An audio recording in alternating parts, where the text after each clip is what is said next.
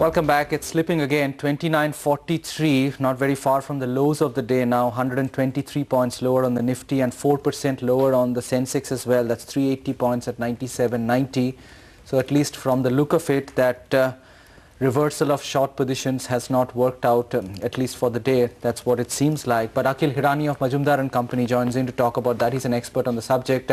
Akil, afternoon. What is your observation of what you heard from the Finance Ministry, and do you think it's feasible that SEBI would have sent out such a directive? Frankly, I mean, there's a lot of discussion that's been going on the subject over the last couple of days, and there was this meeting that was held yesterday as well. So we really find this quite interesting because yesterday, if anything would have had to be spoken, SEBI would have spoken and informed all the FIIs, and so the need to send another email or a further directive to some FIIs, from what it sounds like, seems a little unlikely to us.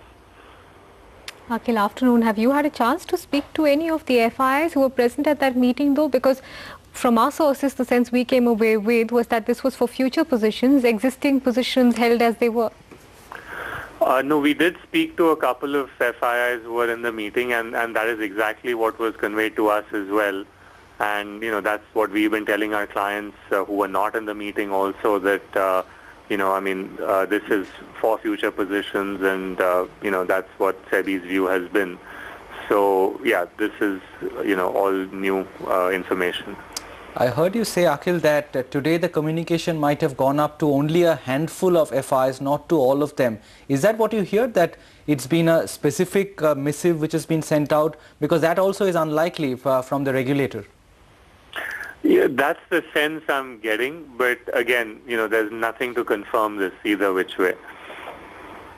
How do you think the process will be set out from here on, Akil, in terms of a 1, 2, 3? I mean, because the indication we got from the Finance Minister's tone was that there was just a few days to do this. This actually goes to the larger question of whether SEBI can actually do this or not, and, the whole issue of jurisdiction of SEBI on derivative instruments or transactions which are outside of India, although the underlying shares may be Indian shares at a certain level. So, our view on this is that, and I mean, this is, affirmed in cases as well. You had the UBS case some years ago where it was held that SEBI jurisdiction only extended to India, and they basically affirmed the legal position. So in light of that, obviously SEBI has been guarded in terms of its position. Mr. Bhave came and said he disapproved it, but he didn't really say that, this is not allowed or that they would not permit it, and there is no circular to that effect. So obviously there are different views even internally, and because of this, there is no clarity that's coming forth from the regulator. So, the way we look at it is that I think FIIs are being cautious because nobody wants to tread on the toes of the regulator, and if there is a practice that the regulator has a view on, although it's not a documented view for various reasons, then you do need to be cautious. SEBI does have powers to investigate and to call for documents and to probe if it feels that any person connected to the securities market is doing something which is causing the market to go in a certain direction. So, people would want to be watchful of that, and, the fact that you can be stuck in investigations and fact-finding missions which can be detrimental to your reputation and business in general.